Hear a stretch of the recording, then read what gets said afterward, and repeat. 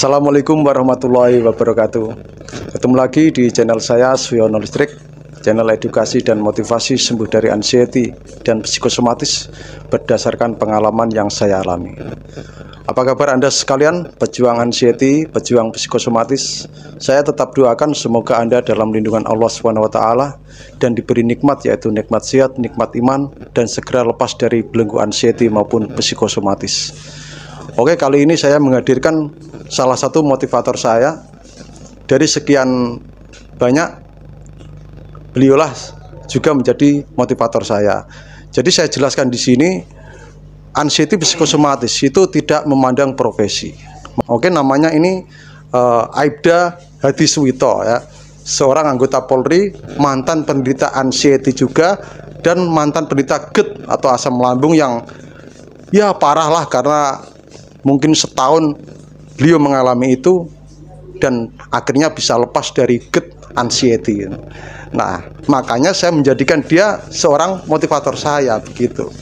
Nah, sekarang saya ingin bicara apa sih pentingnya seorang motivator dan seorang mentor, dan apa sih bedanya antara motivator dan mentor itu. Nanti Aibda Hadiswito akan menjelaskan di sini ya. Coba Mas jelaskan pentingnya seorang motivator atau mentor bagi orang penderita anxiety psikosomatis. Tetapi sebelumnya Mas jelaskan dulu apa sih itu mentor, apa sih itu motivator gitu Mas. Bismillahirrahmanirrahim. Terima kasih Mas Yono, dan selamat siang buat teman-teman subscribernya Mas Yono. Apa kabar semuanya? Semoga semua dalam keadaan sehat walafiat tanpa kurang suatu apapun. Alhamdulillah kita bisa bertemu kembali di channelnya Mas Suyono Listrik. Nah, ini kebetulan beliau menanyakan kepada saya apa sih perbedaan antara mentor sama motivator. Sebenarnya bukan kapasitas saya Mas untuk menjelaskan secara profesional apa itu mentor maupun motivator. Tetapi saya hanya coba memberikan sebuah pandangan saja menurut apa yang saya ketahui kan Mas, seperti itu ya. Jadi kalau teman-teman menderita sakit GERD atau anxiety dan lain sebagainya, itu dalam hal ini anxiety dan GERD ya Mas ya, yang kita fokuskan ya. Ya, bagi saya adanya mentor maupun motivator ini sangat penting sekali Mas Yono. Karena apa? Dengan adanya mentor maupun motivator ini, setidaknya ini kita sudah mempunyai pegangan, sudah mempunyai petunjuk bagaimana sih apa yang harus kita lakukan. Sebelumnya perlu saya jelaskan juga apa sih bedanya mentor sama motivator itu. Nah, jadi kalau mentor ini lebih menekankan kita kepada cara-cara maupun teknik-teknik yang akan kita lakukan manakala kita mau terapi dari sakit GERD maupun anxiety Mas. Sedangkan seorang motivator ini lebih mengarah kepada kondisi psikologis kita, membangkitkan semangat kita, membangkitkan energi kita yang awalnya energinya negatif. Insya Allah dengan adanya seorang motivator ini, energi kita menjadi energi yang positif. Jadi dua-duanya sangat penting Mas. Jadi di sini kita punya motivator saja sudah bagus, apalagi ada mentor sama motivator. Jadi kalau dua-duanya kita punya, insya Allah nanti proses semakin lebih baik, seperti itu Mas. Kalau saya, pengalaman saya waktu itu motivatornya, saya nggak punya motivator profesional Mas, nggak ada. Jadi saya hanya menjadikan istri saya, keluarga saya sebagai motivasi bagi saya untuk sembuh. Akan tetapi di situ alhamdulillah keluarga saya pun juga mendukung saya dalam proses penyembuhan itu, sehingga tidak hanya melalui kata-kata tetapi melalui tindakan dan perbuatan yang dia ciptakan untuk mensupport kesembuhan saya.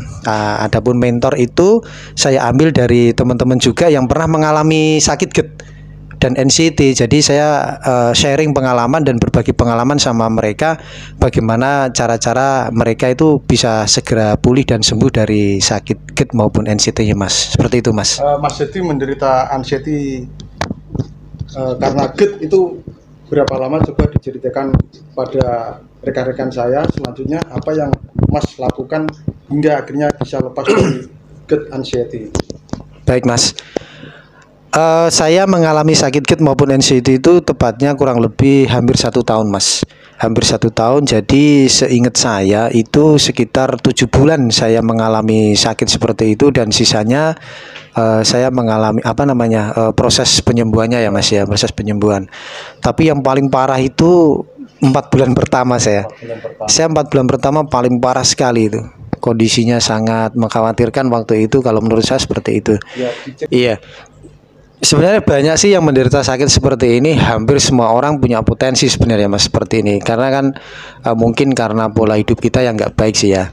Tapi waktu saya mengalami sakit-sakitnya itu 4 bulan pertama itu yang saya rasakan itu jelas badan lemes itu yang pertama. Terus ada sesak di bagian dada, panas lah, itu pokoknya sangat gak nyaman sekali. Sampai itu jalan pun sudah nggak kuat, energi nggak ada. Jadi rasanya kepercayaan diri saya itu sudah hilang. Saya nggak punya kepercayaan diri lagi menghadapi sakit yang begitu menyiksa seperti itu. Waktu itu memang saya nggak tahu polanya, Mas. Takut sekali saya. Kenapa sakit saya kok seperti ini lah itu. Ya dengan adanya tadi yang saya sampaikan tadi, adanya motivator tadi dari istri saya maupun keluarga, adanya mentor yang teman-teman yang pernah sakit, saya tanya pengalamannya, ternyata seperti itu. Akhirnya saya menenangkan diri saya mengambil kesimpulan, oh ternyata ada polanya, bagaimana saya bisa lepas dari sakit seperti itu.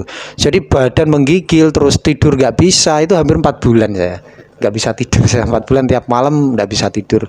Kalau mau tidur ya takutnya nanti kebablasan. Sama dengan saya.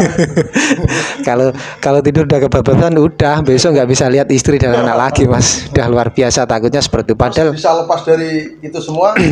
Bagaimana caranya, mungkin biar tahu.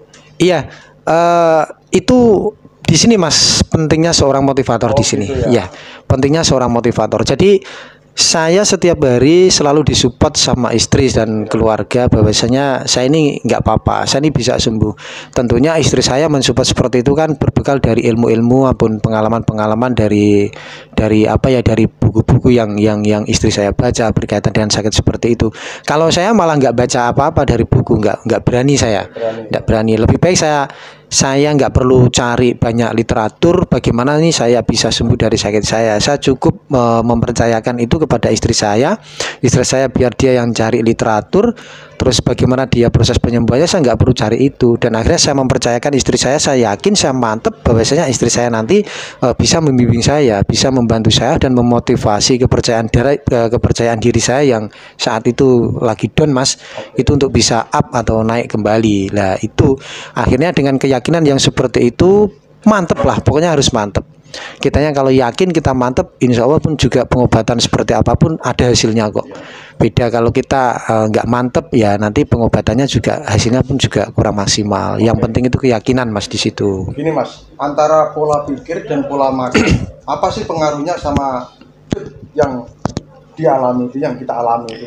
Iya, kalau berdasarkan pengalaman saya, pola pikir sama pola makan sangat penting ya, sangat besar, Mas, pengaruhnya. Tetapi di sini saya lebih tekankan kita untuk bisa mengendalikan pola pikir kita. Kalau pola pikir itu saya rasa itu hampir 70%, Mas, itu mempengaruhi sakit gerd kita itu. Karena apa? Pola pikir itu kalau kita semakin cemas, semakin takut, itu dia secara otomatis asam lambung kita itu semakin naik dan semakin naik. Lah itu akan mempercepat akan memperlama proses penyembuhan sendiri. Dan pola makan itu pun juga sangat penting. Sepertinya kalau pola makan kan bisa kita kontrol ya, Mas ya. Kita bisa kontrol, kita bisa ambil menu yang sehat, menu yang baik. Misalkan kita hindari makanan yang bersantan maupun berlemak karena dia memang berat dicerna oleh lambung kita. Lah semakin berat dicerna lambung, maka asam lambung yang dikeluarkan pun akan semakin banyak. Lah di situ kan juga nanti akan berpengaruh terhadap proses penyembuhan juga. Ya saya kan lebih sarankan kalau untuk makannya sih makan yang sehat seperti buah yang manis-manis saja lah, jangan buah yang asam kecut, itu dihindari. Terutama yang paling harus dihindari itu buah yang kecut itu, masem ya, masem itu harus dihindari karena itu memang sangat cepat untuk memicu asam lambung kita. Selanjutnya ya kalau pedes itu wajib, Mas, jangan sampai ya pedes. Lah wong orang sehat aja itu pedes nggak boleh loh, apalagi orang yang sedang menderita sakit gerd atau lambung itu sangat tidak disarankan sekali, Mas. Anda nggak boleh membandingkan ya sama saya sama Mas Yati. Kalau beliau lebih ganteng, saya tidak. Jangan bandingkan ya. Begini Mas Yati, olahraga apa yang cocok untuk penderita GERD asam lambung itu? Semua olahraga baik Mas, akan tetapi memang ada beberapa olahraga yang kita sarankan untuk penderita sakit asam lambung itu. Yang pertama itu saya sarankan untuk jalan kaki. Itu yang pertama. Yang kedua renang Mas kalau bisa. Oh, renang. Ya, itu sangat bagus sekali. Biasanya kan badannya lemas, untuk renang aja mungkin Jangan takut mandi. Iya. Jangan renang kalau kita seperti atlet-atlet atau orang-orang yang sehat-sehat terus renang, jangan. Kita cukup masuk ke dalam air aja. Nanti kita ambil kalau kita masuk ke dalam air, ke dalam kolam atau apa itu, yang penting kita buat rileks, badannya kita rileks. Soalnya apa? Kalau kita masuk ke dalam air itu biasanya itu semua saraf, semua otot-otot tubuh kita kan kena air. Nah, jadi kena air semua ikut merasakan. Jadi kita nikmati, kita enjoy, kita rileks Mas di dalam air itu. Udah kita langsung masuk ke dalam air, udah keluar lagi, udah masuk ke dalam, keluar lagi, udah pelan-pelan aja enggak apa-apa. Tapi yang paling sering itu harus udah pokoknya jalan kaki. Ya. Karena dengan jalan kaki nanti kalau bisa jangan pakai alas kaki. Jalan kakinya jangan pakai alas kaki. Udah nelapak aja, kalau bahasa saya kayak gitu, nelapak. Karena apa? Telanjang kaki. Iya, telanjang kaki. Karena apa? Dengan kita telanjang kaki nanti banyak saraf yang ada di telapak kaki kita itu bisa kesentuh Mas sama permukaan tanah. Apalagi di situ ada bebatuan kayak kerikil dan lain sebagainya ya Mas. Itu nanti bisa memijit secara refleksi, secara otomatis. Jadi kita nggak perlu dipijit orang aja. Kita cukup jalan kaki di permukaan yang tidak rata atau di kerikil atau di batu-batuan kecil ya Mas. Itu sangat membantu sekali. Ya, itu pengalaman saya. Nah, nanti kalau kita jalan pelan-pelan aja, bentar, nggak perlu jauh-jauh, udah mungkin 5 meter, 10 meter, besoknya lagi, asal rutin. Nah, nanti di situ kalau kita sudah bisa rutin dan ada improve, ada ada perkembangan yang awalnya 5 meter jadi 10 meter. Lah, itu menandakan nanti kita ada kekuatan. Di sinilah akan meningkatkan self confidence kita, kepercayaan diri kita. Iya, mental kita nanti akan naik. Lah, seiring dengan naiknya mental kita berkaitan dengan kondisi fisik, itu secara otomatis akan meningkatkan proses penyembuhan. Lah, itu Mas kan. Dan itu karena apa? Dengan mental yang bagus itu otomatis akan bahagia loh Mas kita. Oh iya, ternyata ada perkembangan lah. Perasaan bahagia yang seperti inilah yang akan bisa menekan asam lambung naik ke kerongkongan atau naik ke atas. Lah, ini perasaan bahagia nih luar biasa sekali sebenarnya. Apapun yang teman-teman lakukan, olahraga apapun yang teman-teman lakukan, asal itu bisa membuat teman-teman bahagia, seneng, itu terapi yang sangat manjur dan mujarab Mas. Itu. Nah, dari hasil pembicaraan kita, kesimpulannya itu apa Mas? Kesimpulannya mungkin bagi yang menderita anxiety, GERD anxiety itu harus bagaimana supaya cepat lepas dari sakit itu. Intinya itu apa yang harus dilakukan begitu. Baik ya Mas. Ini saya simpulkan bahwasanya kalau kita sebagai penderita GERD, yang pertama satu itu tenang aja lah, tenang. Kita upayakan kondisi jiwa kita, kondisi pikiran kita dalam keadaan yang tenang dan rileks. Kita nggak usah panik. Saya nanti takut gini, jangan. Kalau yang kedua, kalau teman-teman masih mengkonsumsi obat dari dokter, silakan dikonsumsi, tidak apa-apa. Itu bagus, tidak apa-apa, bagus. Tetapi akan lebih bagus manakala nanti teman-teman imbangi dengan perilaku atau dengan dengan sikap-sikap yang saya sampaikan di awal tadi. Jadi kita olahraga, iya tetap olahraga. Mas Hedi, saya ini lemes badannya. Iya, memang lemes, siapa bilang? Kalau sehat kan ya, kalau nggak sakit ya pasti udah lari dia. Ya makanya iya memang lemes, tapi kan pelan-pelan kita upayakan. Karena apa? Karena otot kita kalau kita tidak latih ya nanti kita lemes terus. Karena itu memang harus dilatih Mas. Harus dilatih pelan-pelan sesuai dengan porsi kemampuan yang ada di dalam tubuh kita. Jadi kita tetap tenang, kita tetap olahraga, kita konsumsi makan makanan yang baik-baik saja. Kalau kita masih mengkonsumsi obat dokter, oke, silahkan. Kalau memang teman-teman mau mengkonsumsi obat tradisional, silahkan, tidak ada permasalahan, asal jangan bareng sama obat dokter. Biasanya nanti kerjanya kan berbeda, kan nggak sama kan. Kalau obat tradisional itu memang beda dengan obat dari dokter, karena obat kimia sama obat tradisional beda, cara kerja pun juga beda. Lah mungkin kalau teman-teman mengkonsumsi obat kimia nanti kan biasanya kan pagi, siang, sama malam kan. Nah itu nanti obat tradisional itu misalkan temulawak atau apa mas, itu bisa dikonsumsi selang-selang waktu antara makan pagi sama makan siang lah, seperti itu kan, antara makan siang sama makan malam lah. Nanti mungkin jam 10 nanti kita ngemil lah, apa kita minum temulawak wedang, anggap aja kita ngopi lah, kita kopinya diganti sama temulawak atau apa lah, seperti itu namanya obat herbal. Itu yang penting, saya ulangi sekali lagi, ini yang sangat vital sekali, kita perasaannya kita tenang, kita rileks, kita bikin aktivitas yang membuat kita bahagia. Nah, di sini sangat vital sekali perannya, bagaimana kita bisa cepat sembuh dari anxiety. Dan jangan pernah target saya bulan ini harus sembuh, bulan ini harus sembuh, bulan ini harus sembuh. Nanti akan menjadi beban. Nah, kita mengalir aja seperti air yang mengalir, kita ikuti aja. Inilah cara yang terbaik Allah berikan kepada kita. Nah, di sini kita bisa bermuhasabah diri, Mas. Kita bisa memperbaiki diri kita dengan wasilah kita sakit ini. Nah, kita memperbaiki diri kita supaya nanti kita yang awalnya nanti mungkin pola pikirnya yang kenceng, yang perfeksionis dan lain sebagainya. Nah, di saat inilah kita berintrospeksi diri menjadi manusia yang lebih rileks, yang lebih santai, yang lebih tenang, tidak kemerungsung dan lain sebagainya, nggak suka marah-marah, nggak suka emosi kan. Nah, Mas Yono pasti kan dulu pernah itu suka marah-marah sama emosi itu, pasti yakin saya itu. Nah, kira-kira seperti itu teman-teman. Jadi teman-teman kan nggak sendiri. Masih banyak kok teman-teman yang sakit itu di luar sana, masih banyak. Teman-teman nggak sendiri. Yang penting anggap sakit teman-teman itu nggak apa-apa. Tapi kan bohong Mas Hadi, padahal saya memang benar-benar sakit. Iya, otak harus kita bohongi. Bilang aja kita nggak apa-apa. Nanti kelamaan otak akan terbiasa.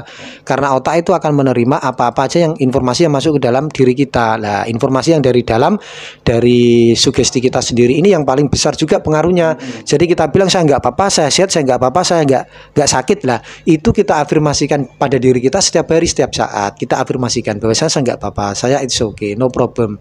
Tidak ada masalah dengan kondisi kesehatan saya. Walaupun faktanya masih ada masalah, tapi inilah proses yang harus kita lalui supaya nanti kita bisa terbebas dari GERD dan anxiety. Seperti itu Mas kira-kira. Yeah. Sangat nyaman sekali ya mendengar cerita dari Mas Hadi ya. Nanti yang mau saya ingin menampilkan lagi Mas Hadi secara sendiri, tinggalkan di kolom komen saja ya. Nanti akan menghadirkan Mas Hadi bicara sendiri tanpa saya begitu. Karena beliau pantas sekali jadi motivator Anda juga. Sayangnya belum punya channel YouTube. Oke, mungkin hanya itu saja ya. Tetap sabar ya. Anda tetap ikhtiar. Ya, ikhtiar ya ada dua, ikhtiar ilahi dan ikhtiar insani. Ya, selain Anda melakukan ikhtiar insani, yaitu namanya ikhtiar insani itu ya bisa kita berobat dan sebagainya. Lakukan juga ikhtiar ilahi, pendekatan sama Allah gitu.